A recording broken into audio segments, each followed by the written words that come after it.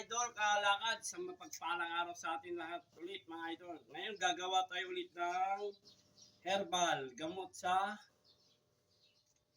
acid reflux. Ngayon mga idol, kaya ako gagawa mga idol, yung anak kong pasaway, nagkakaroon siya ng acid reflux. Itinakbo namin sa kagabi sa ospital, ayun, binigyan nga lang ng pampakalma. Ngayon nga idol, susubukan na din natin na yung karanasan ko, i-ano ko din sa kanya, i-share ko din kung tatalab itong herbal na nagpagaling sa akin mga idol. Okay, let's go idol, samahan niyo ulit ako. Ito ay isang tangkay na naman mga idol. Lalagyan natin dito sa may blender. Ayan. Ito mga idol, malinis na ito mga idol, yung malunggay na ito. Ayan. Tapos isang basong tubig mga idol.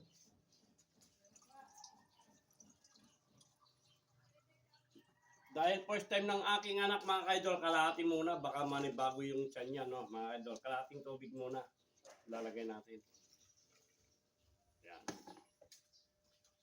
Binabawalan ko siya mga idol nung umiinom siya ng soft drinks, yung mga tea, yung mga maanghang, hindi sila nakikinig sa akin. O ngayon, nagka-acid sila, kaya share ko din sa kanya mga idol. Sa lahat mo na nakakaranas dyan mga idol na acid reflux, sana po makatulong ito mga idol. Ayan mga idol.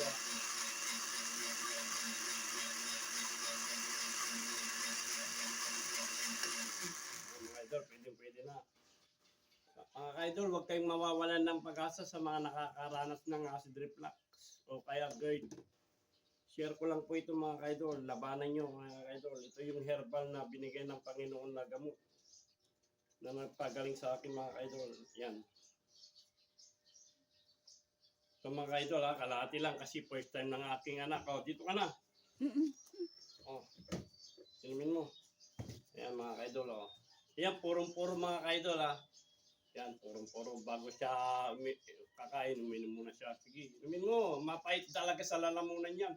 Sa kamanghang. Pero talagang ganyan yan. Kung gusto mong gumaling yung acid reflux mo, inumin mo yan.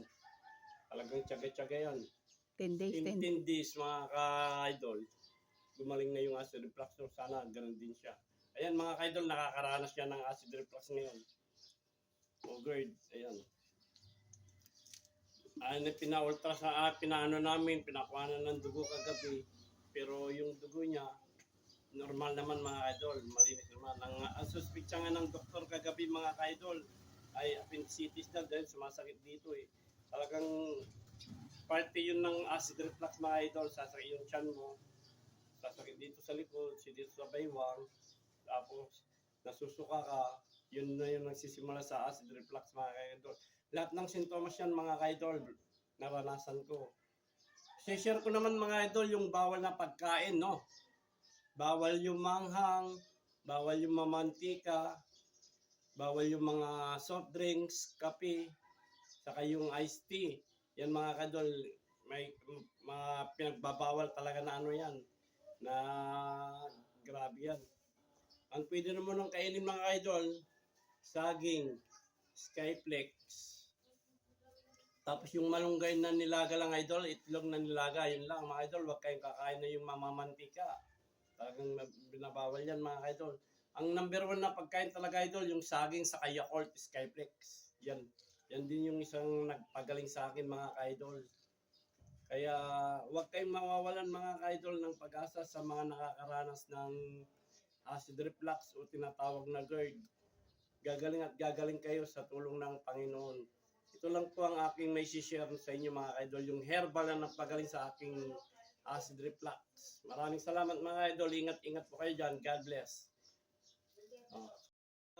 Nire-resita po ng mga doktor, medyo nakakatulong din yung mga kalakad, yung mga pampakalma lang yun, pangsamantala lang yun.